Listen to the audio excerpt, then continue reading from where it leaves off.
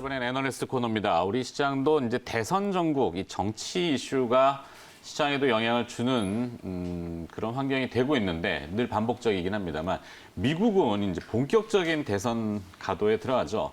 독립기념일 연휴를 지나고 나면 다음 주에도 또 그런 얘기들이 나올 것 같은데 자, 미국도 과연 이 대선 판도가 어떻게 될지 오늘 한화투자증권 리서치센터 해외 주식 애널리스트 최보원 연구원과 함께 이야기를 좀 나눠보죠. 하죠. 어서 오십시오. 반갑습니다. 네. 자, 코로나 변수를 품은 미국 대선 전망, 이게 타이틀입니다. 11월 미국 대선은 트럼프 대통령과 이제 조 바이든 공화당 대표, 민주당 전 대표, 부통령. 네, 전 부통령, 네, 민주당 대선 네, 후보죠. 네. 네. 양자 대결 구도로 이제 공식 확정이 됐는데 두 후보 모두 이 코로나라는 변수를 맞았어요. 그래서 과제가 이제 가지고 있는 당면 과제 무엇으로 지금 파악을 하시는지요? 기존에는 개별 정책들이 다 경제 성장이다, 고용 증가다 이쪽에 초점이 맞춰졌다면 최근에 트럼프와 같은 경우에는 모든 정책들이 다 코로나19에 어떻게 위기를 회복을 할 것인가에 초점이 맞춘 정책들이 나오고 있습니다. 네. 그런 만큼 대중 정책도 최근에 한번 살펴보시면은 아예 관세라든지 세부적인 내용보다도 이제 중국의 책임론을 좀 강화를 할 수 있는 그러한 정책들로 계속 제시가 되고 있고요. 거기에 이제 바이든과 같은 경우는 최근에 지지율 많이 올랐다라고 얘기는 한국에서도 나오고 있는 상황이지만 아직까지는 존재감이 상당히 좀 약한 상황입니다. 그런 만큼 좀 견고한 기존의 민주당 후보들인 샌더스를 포함한 다른 후보들의 지지층 흡수가 좀 필요한 상황이고요. 이런 만큼 개별 후보별로도 정책들이 다양하게 지금 변화하고 제시가 새롭게 되고 있는 상황인데 이러한 방향으로 크게 가고 있다라고 이해를 해주시면 좀 이해가 좋으실 것 같습니다. 네, 지금 화면에 정리가 되고 있는데 공화당은 상징이 코끼리인가요? 민주당은 당나귀? 이렇게 되나? 네, 저렇게 표시가 이렇게 돼 있네. 해두셨더라고요. 네, 저 처음 봤어요. 네. 다른 건 안 들어오고 코끼리하고 당나귀만 들어와가지고.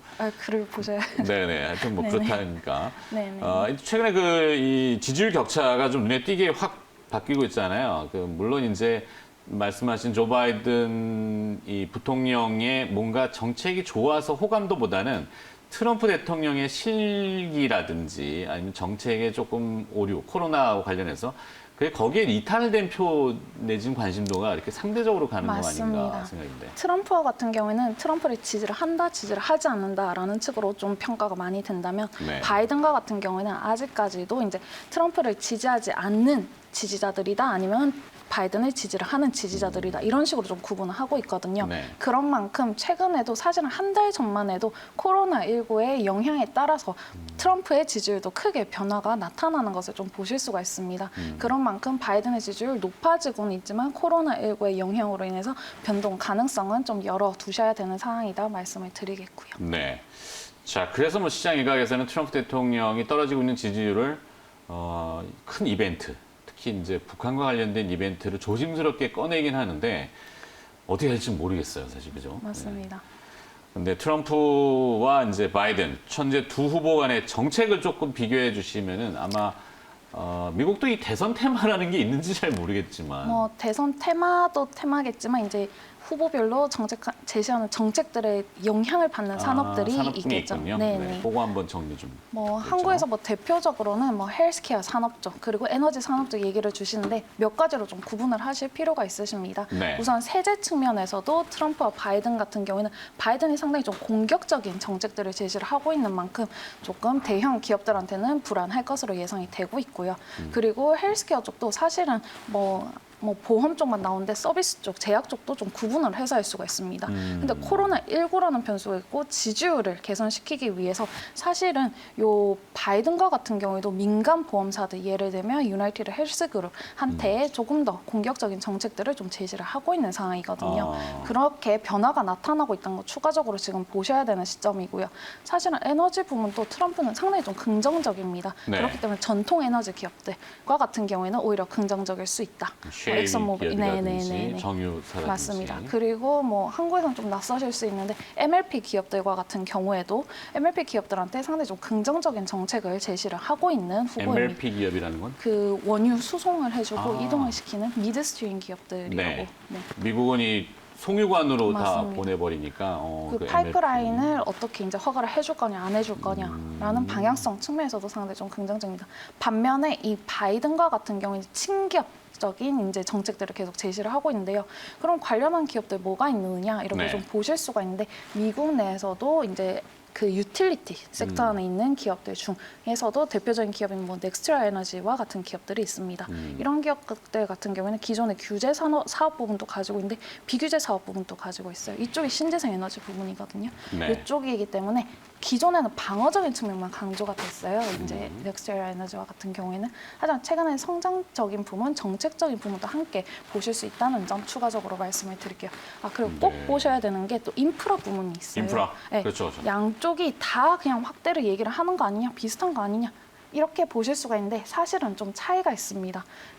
그 바이든과 같은 경우에도 트럼프와 같은 경우에도 전통 인프라 부분은 확대를 해야 된다라고 얘기를 하고 있는데 트럼프와 같은 경우에는 네트워크 인프라를 좀 더 확대를 해야 된다.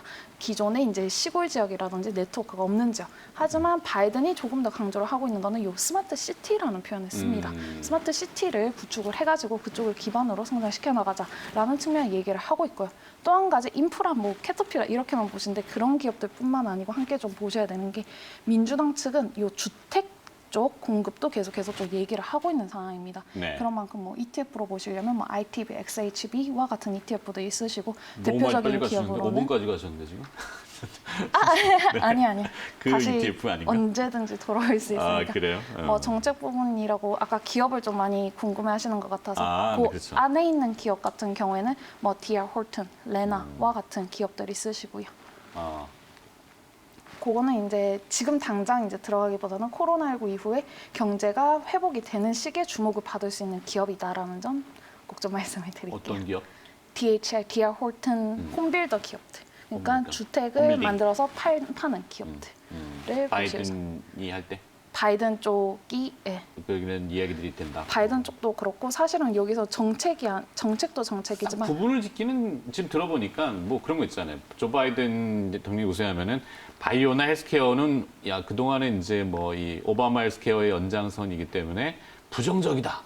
이렇게 볼 필요가 없다는 거잖아요. 그게 아까도 말씀드렸듯이 제일 초반에는 연초까지만 해도 개별 후보들의 정책이 탁탁 좀 나뉘어지는 네네네. 느낌이었다면 최근에는 이 코로나19라는 변수가 있었고 아. 이걸로 인해서 미국은 봉쇄라는 새로운 경험을 하게 됐습니다. 네. 근데 이게 기존의 금융 위기라든지 그런 게 아니고 건강에 그리고 경제에 다이렉트하게 영향을 줄 수 있는 이슈란 말이죠. 그러다 보니까 사실은 인프라와 관련된 정책도 기존에는 민주당이 상당히 좀 강하게 얘기를 했다면 트럼프와 같은 경우에는 오히려 좀 너네가 들고 와봐라 난 절대 서명을 해주지 않겠다라는 입장까지도 제시를 했었는데 최근에는 그런 법안도 다 좀 도입을 하는 모습이 보이고 있어요. 그리고 유리한 건 다 섭취하는 거죠, 이렇게. 이 트럼프와 같은 경우에도 지지율의 추이에 따라서 또 정책이 강도가 당연히 뭐 후보라면 달라질 수가 있는 상황인데 그러다 보니까 기존에는 상당히 반대했던 입장들도 수용을 하고 있고요. 이런 상황에서 지금 보셔야 되는 게 트럼프는 조금만 얘기를 해도 계속해서 얘기가 나오고 있고 민주당 의원들, 공화당 의원들은 또 개별적으로 정책을 제시를 하고 있습니다. 네. 왜냐하면 아시겠지만 그 대통령 선거도 있지만 그때는 또 그 상원, 하원 선거도 있는 상황이기 때문에 겹쳐있으니까. 맞습니다. 함께 정책들을 공격적으로 제시가 되고 있는 상황이죠. 네. 아시겠지만 또 그 독립기념일도 있는 상황이고 그러다 보니까 휴회가 또 예정이 계속 7, 8월에 되어 있는 상황이다 보니까 그 전에 상당히 좀 공격적으로 제시가 될 수 있는 시점이다. 꼭 좀 봐주셨으면 좋겠습니다. 네. 자, 해외 투자 요즘 관심들 많으신데요. 혹시나 이런 맥락과 비슷하게 봐서 정책과 관련된 ETF 혹시 보시는 게 있는지. ETF는 아까 산업별로 아무래도 정책의 영향이 크게 달라질 수가 있는 만큼 또 ETF로 또 접근을 요즘에는 많이 하시더라고요. 그렇죠. 그래서 좀 살펴보시자면 뭐 헬스케어 대표적인 ETF도 이런 거를 또 보실 수가 있는데 네. 헬스케어도 상당히 좀 세분화하실 필요가 있다라고 보실 수가 있습니다.